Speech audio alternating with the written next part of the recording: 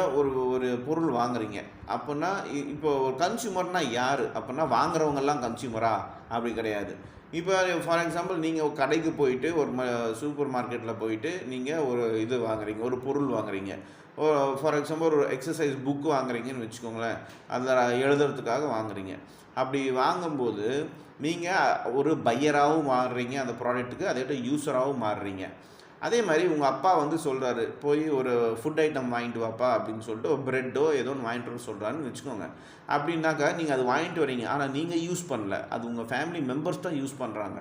அப்படி பார்த்தீங்கன்னா, இந்த இடத்துல நீங்க கன்சியூமர் கிடையாது. உங்க ஃபேமிலி மெம்பர் தான் அதில கன்சியூமர் ஆகுது.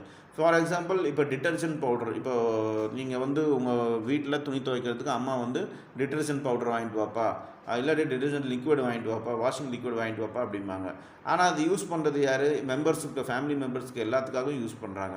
அப்படி பார்க்கும்போது இந்த இடத்துல ஒரு கூட்ஸ வந்து ஒரு ஃபேமிலியில எல்லாரும் யூஸ் பண்றவங்களும் கன்சியூமரா மாறுறாங்க. அது அந்த வாங்குறவரு மட்டும் பையர் கிடையாது. வாங்குறவரு வந்து ஆ என்ன சொல்றதுனாக்கா, வாங்குறவரு ஒருத்தங்களா இருக்கலாம். ஆனா யூஸ் பண்றவங்க பல பேரா இருக்கலாம். இதுதான் இந்த பாயிண்ட்ல சொல்ல வராங்க. ஸோ எல்லாரும் கன்சியூமரா இருக்காங்க அப்படின்னு சொன்னாங்க. Consumer is a person who buys goods and services to be used or consumed by himself or herself or by someone else on behalf of the buyer. Goods may be include consumer item or durable item. So இதுக்கு முன்னாடி இருந்த டாப்பிக்கில் தான். So வாங்குறவங்க மட்டும் consumer கிடையாது. கடையில் போய் வாங்குறவங்க மட்டும் கன்சியூமர் கிடையாது. அது யூஸ் பண்ணுறவங்க அத்தனை பேரும் அந்த கன்சியூமர் தான் அப்படின்னு சொல்கிறாங்க.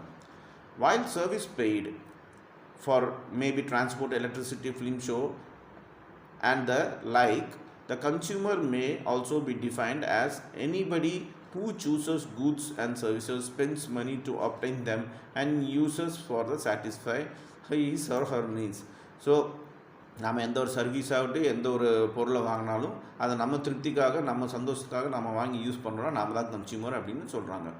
Let us see what is the difference in the position of a consumer of a goods and that of the consumer of service.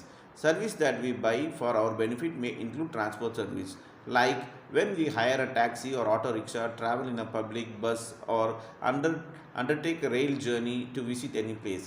If you have your own bicycle or scooter or motorcycle, it may need repair and you take it to repairing shops.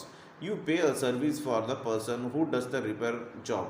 You are the consumer of the service. Electricity or telephones that you use every day either at home or at workplace are also services that we consume for which payment is made. A film show scene for entertainment